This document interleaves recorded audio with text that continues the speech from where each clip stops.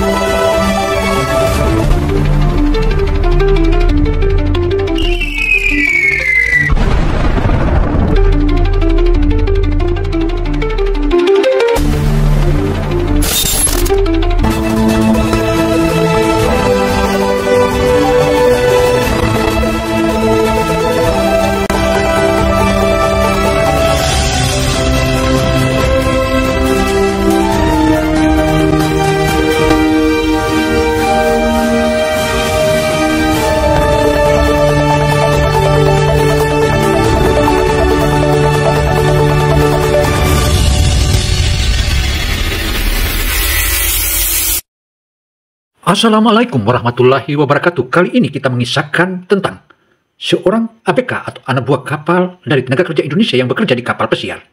Dari tukang mengepel hingga akhirnya dia menjadi salah satu duta di kapal pesiar itu. Dan kapal pesiar itu adalah kapal pesiar yang dimiliki orang paling kaya di Rusia. Dan akhirnya seorang gadis itu, dia tiba-tiba jatuh cinta. Tetapi dia jatuh cinta bukan karena apa, tapi karena sang laki-laki atau asal Indonesia ini menolongnya ketika dia tenggelam di dalam kolam. Menariknya kisah ini karena sang gadis adalah seorang anak gadis putra tunggal atau tunggal saja. Bagaimana kisahnya? Mari kita ikuti dengan seksama. Namaku Rian Prasetyo, usia 24 tahun, berasal dari Banyuwangi. Sudah 2 tahun aku bekerja sebagai ABK, anak buah kapal, di kapal pesiar mewah, Ocean of Grace. Kapal raksasa berbendera Rusia yang mengelilingi dunia, membawa para penumpang kaya raya menikmati kemewahan di tengah lautan. Pekerjaanku sederhana tapi melelahkan. Bersih-bersih dek kapal, mengangkut logistik, kadang membantu bagian dapur saat tenaga kurang. Tapi aku syukuri semua itu.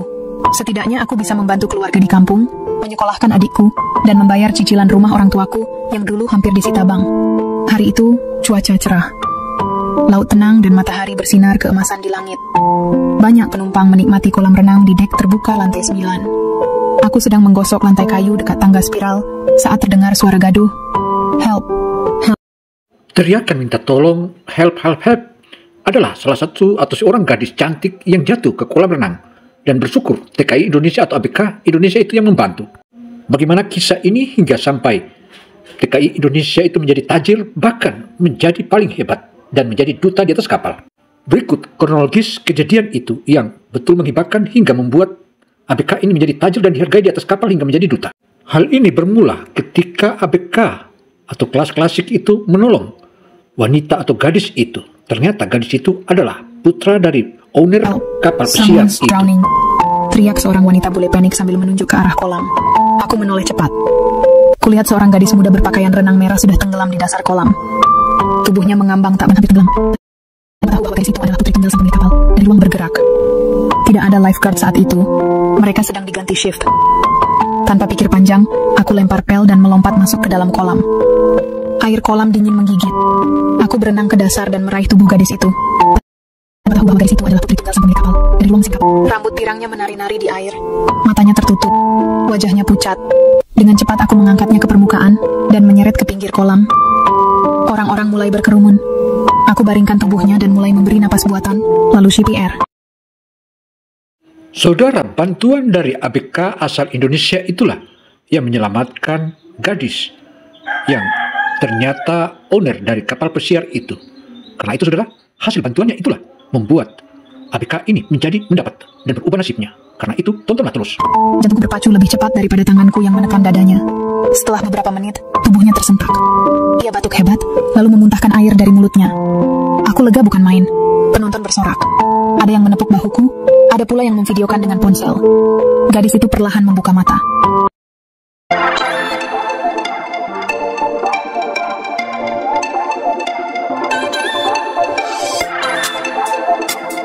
Mata birunya yang indah menatap kosong, sebelum perlahan-lahan beralih padaku. Who are you? Katanya lemah. Aku tersenyum, saya Rian ABK kapal ini. Lalu tiba-tiba, dua pria berpakaian hitam berdasi datang berlari. Dia menyelamatkan nyawa seorang gadis yang hampir tenggelam. Tanpa tahu bahwa gadis itu adalah putri tunggal sang pemilik kapal. Dari ruang mesin kapal hingga ruang makan bagi. Salah satunya langsung memeluk gadis itu. Miss Alina, are you okay? Katanya panik. Alina? Belum sempat aku bertanya. Pria lainnya berbicara ke alat komunikasi di pundaknya. Temukan Pak Mikhail, segera. Putrinya hampir tenggelam. Putri? Lalu aku mundur perlahan. Beberapa menit kemudian, seorang pria paruh baya dengan jas mahal dan wajah penuh kekhawatiran datang tergesa-gesa. Semua orang langsung memberi jalan. Dari seragam dan penyambutan kru, aku tahu. Dialah Mikhail Romanov, CEO pemilik kapal pesiar ini. Pengusaha kelas dunia. Alina, my daughter. Serunya sambil berlutut di samping gadis itu. Aku terdiam di ujung kolam, masih memegang handuk basah. Tubuhku gemetar antara dingin dan bingung. Tapi tiba-tiba Alina menunjuk ke arahku. He saved me, Papa. Semua mata tertuju padaku. Mikhail menatapku tajam. Kemudian perlahan berdiri, berjalan ke arahku. Jantungku hampir copot.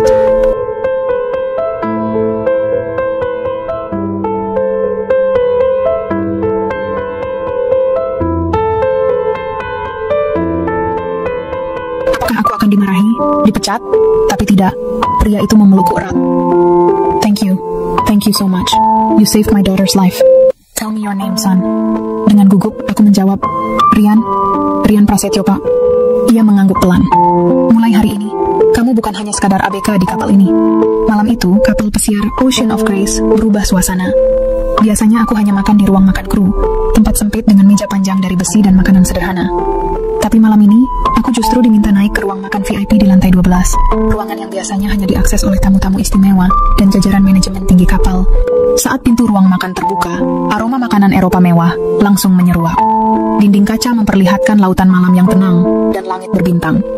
Lilin menyala di meja, alunan biola menggema lembut. Di ujung meja, duduk pria berwibawa yang kini aku kenali sebagai Mikhail Romanov, CEO kapal pesiar ini. Di sebelahnya duduk Alina, putrinya yang tadi pagi nyaris tenggelam. Silakan duduk, Rian, kata Mikhail dengan senyum ramah. Berbeda jauh dari citra dingin pengusaha yang dulu hanya kulihat dari jauh. Kami makan sambil berbincang. Awalnya aku hanya menjawab jika ditanya. Tapi ternyata mereka ingin tahu banyak tentang diriku. Kamu dari Indonesia? Tanya Mikhail sambil mengaduk kopinya. Iya, Pak, dari Banyuwangi. Saya anak nelayan, sudah 2 tahun kerja di sini. Kamu pernah sekolah teknik atau medis? Karena tadi kamu bisa CPR dengan tepat. Aku geleng kepala. Enggak, Pak. Saya cuma belajar dari YouTube. Karena dulu pernah lihat teman saya tenggelam dan gak bisa nolong. Sejak itu saya janji bakal belajar pertolongan pertama. Mikhail menatapku lama. Alina juga. Lalu tiba-tiba Alina berkata, Papa, Rian harus ikut dalam kegiatan tur internal minggu depan. Dia harus melihat isi kapal ini, bukan sebagai pekerja, tapi sebagai tamu. Malam itu, aku kembali ke kabinku yang sempit, masih tidak percaya. Aku berbaring di ranjang bertingkat dengan kepala penuh pertanyaan. Apa yang barusan terjadi? Keesokan harinya, saat sedang membersihkan lorong, supervisorku Pak Karel, pria tua asal Belanda, memanggilku dengan nada yang tidak biasa. Rian, kamu dibebaskan dari tugas seminggu ini. Bos besar yang suruh. Aku bengong. Dibebaskan? Maksudnya?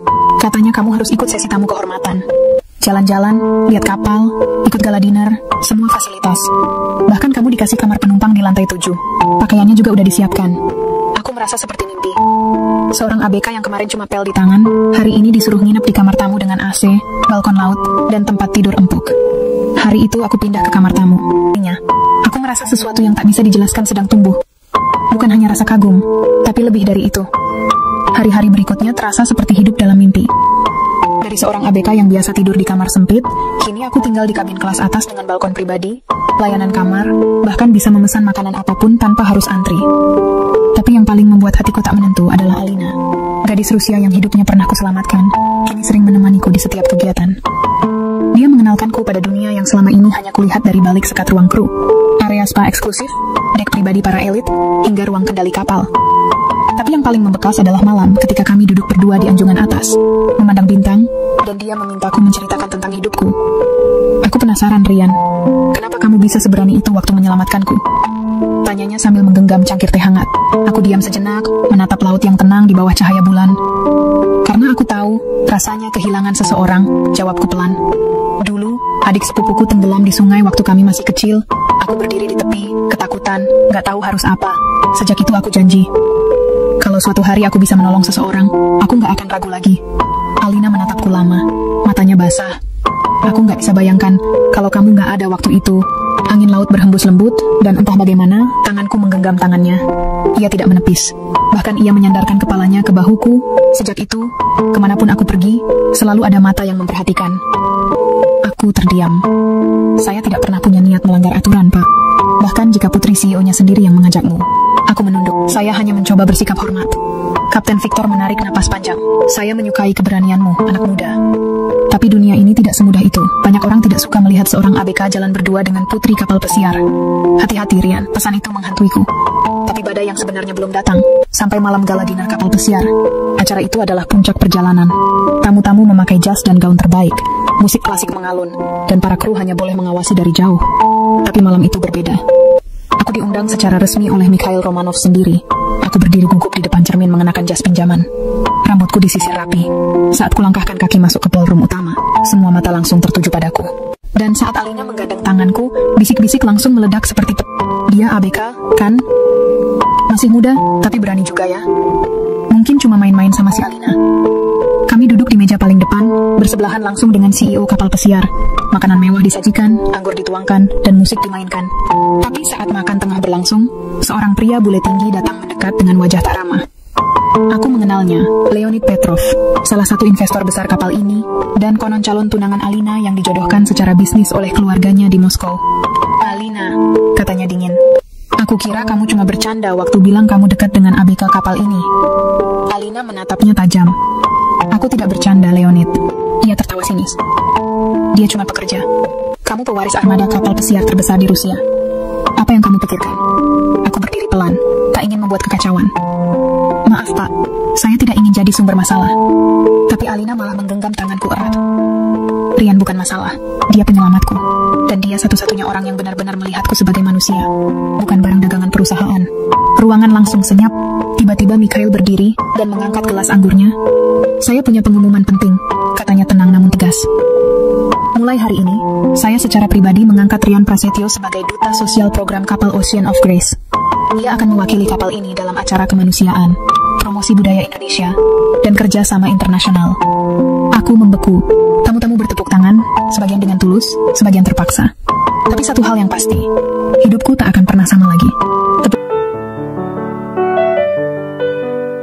Kelak tanpa nama. Saat kubuka, isinya hanya selembar kertas bertuliskan, "Kau tidak pantas ada di sini. Pergilah sebelum semuanya terlambat." Tanganku gemetar. Siapa yang mengirim ini?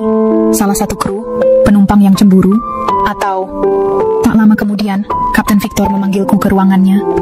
"Rian, saya dengar semalam kamu diumumkan sebagai duta kapal." Tanyanya. Aku mengangguk pelan. "Iya, Pak." Ia menatapku lama. "Selamat. Tapi kamu harus siap. Posisi baru ini bukan hanya soal kehormatan, tapi juga tekanan. Ada banyak mata yang mengawasimu, dan ada yang ingin kamu jatuh. Aku ingin bilang bahwa aku tak pernah mengejar posisi ini. Aku hanya menyelamatkan seseorang karena manusiawi. Tapi aku tahu, dunia tak peduli niat baik. Dunia hanya peduli siapa yang berada di atas dan siapa yang akan dijatuhkan." Rian, kau pikir bisa selamanya berdampingan dengan putri bangsawan seperti Alina? Aku tersenyum kecil, menahan emosi. Saya tidak mengincar apapun, Pak. Hanya mencoba melakukan yang terbaik. Tapi dunia akan menelanjangi kamu cepat atau lambat, katanya dingin. Hari itu, badai benar-benar datang. Bukan hanya secara emosional, tapi juga secara harfiah. Kapal dihantam cuaca buruk di tengah Samudra Atlantik. Angin kencang, ombak menggulung, dan beberapa penumpang mulai panik. Sistem listrik di bagian dek bawah sempat padam, dan beberapa area tergenang air. Di tengah kekacauan itu, aku ikut membantu tim darurat. Aku kembali seperti dulu, mengangkat koper penumpang, menenangkan anak-anak, membantu kru medis. Jas mahal yang biasanya kupakai kini terganti dengan seragam oranye darurat dan helm pelindung. Dan di antara semua hiruk pikuk itu, aku mendengar kabar buruk. Alina menghilang. Terakhir terlihat di balkon lantai 9 sebelum badai memburuk.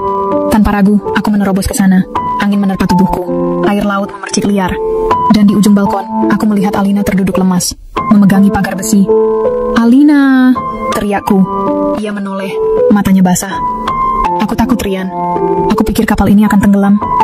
Seperti ayahku dulu bilang, kemewahan bisa jadi penjara.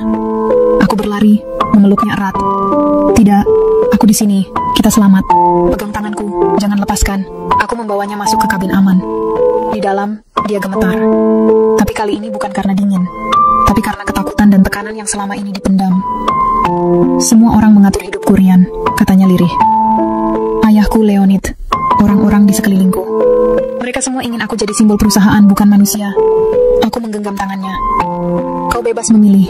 Dan jika kau pilih aku akan berdiri di sisimu. Tak peduli siapa lawannya." Dia menangis di pelukanku. Badai akhirnya mereda. Kapal selamat, penumpang selamat. Tapi hati kami, aku dan Alina, mulai menghadapi badai yang lebih besar, restu dan penolakan. Keesokan harinya, aku dipanggil oleh Mikhail Romanov ke ruangannya. Ia menatapku lama sebelum berbicara. "Rian, aku berutang nyawa padamu, dan aku percaya pada kemampuanmu. Tapi," tanyaku pelan, "tapi kamu tahu, hubunganmu dengan Alina akan menghancurkan masa depannya dalam bisnis ini. Dunia korporat tak akan menerimanya. Investor bisa menarik diri, media akan menggila." Aku menunduk. "Kalau begitu biar saya mundur, Pak. Saya tak ingin membahayakan putri Anda." Mikhail berdiri, menatap laut dari balik jendela kaca besar. Lalu ia berkata, "Kita lihat saja, siapa yang benar-benar mencintainya, yang bisa bertahan bukan hanya di tengah ombak, tapi juga di tengah badai manusia." Aku keluar dari ruangan itu dengan hati berat. Kini semua dipertaruhkan. Cinta, harapan, dan masa depanku. 2 minggu berlalu sejak badai itu reda. Kapal pesiar Ocean of Grace berlayar memasuki kawasan Eropa Timur, bersandar perlahan di pelabuhan mewah kota Sochi, Rusia. Inilah tempat kelahiran Alina, dan juga markas besar bisnis keluarganya. Tempat keputusan besar akan dibuat. Aku diminta hadir di kediaman keluarga Romanov, sebuah villa mewah menghadap Laut Hitam, untuk berbicara langsung dengan Mikhail, sang CEO, sang ayah. Dan kini, mungkin satu-satunya penentu jalan hidupku. "Kau tahu," katanya tanpa menoleh, "aku juga pernah jadi orang biasa. Anak petani dari Siberia. Tapi aku melawan takdir, membangun kapal ini dari nol. Dan ketika aku punya anak, aku ingin dia hidup lebih mudah daripada aku dulu. Maka, kubangun sistem, kurancang masa depan, bahkan termasuk siapa yang akan ia nikahi." Aku terdiam. Dan sekarang, semuanya berantakan. Seorang ABK dari Indonesia muncul, menyelamatkan putriku, dan mengacaukan semua rencana.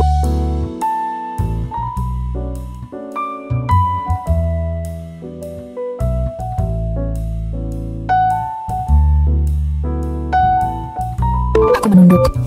"Saya bisa pergi, Pak. Kalau itu yang terbaik untuk semua pihak." Dia menatapku, "Tapi Alina mencintaimu." Dia bilang, "Jika kamu pergi, dia akan ikut dan menyerahkan semua ini." Jadi aku hanya ingin bertanya satu hal, Rian. Ia melangkah mendekat. "Apa kamu sanggup menjaga dia? Tanpa kapal pesiar ini, tanpa kekayaan, tanpa perlindungan nama Romanov?" Aku menatapnya dengan mata basah. "Saya bukan orang kaya, Pak. Tapi saya tahu apa artinya menjaga. Saya sudah menjaga keluarga saya sejak kecil. Dan jika Alina memilih saya akan jaga dia sepenuh hidup saya.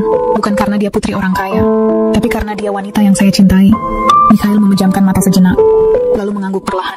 "Akhirnya aku pun menikah dengan Alina dan menetap di Indonesia.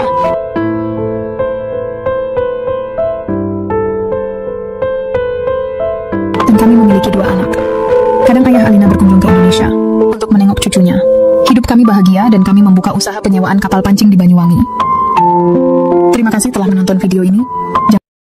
Demikianlah kisah cinta antara pemuda tenaga kerja Indonesia ini yang sebelumnya diremehkan, bahkan ditindas.